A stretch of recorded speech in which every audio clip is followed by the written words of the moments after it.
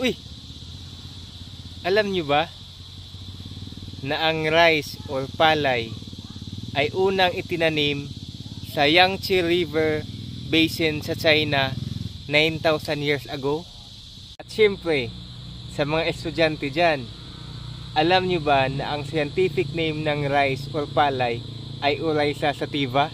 Tapos, ayon sa research, tayo pala o ang Pilipinas ang top 8 rice producer sa buong mundo at China ang numero 1.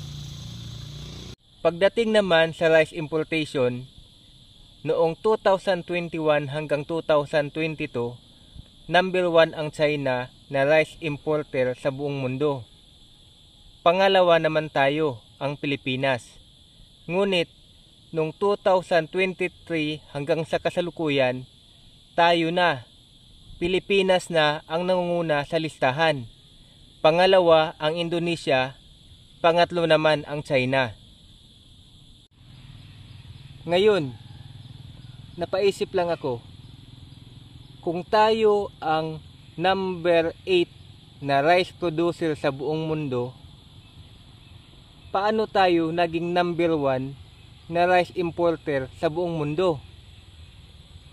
Naguguluhan ako. I-enlighten nyo nga ako. Comment naman sa baba.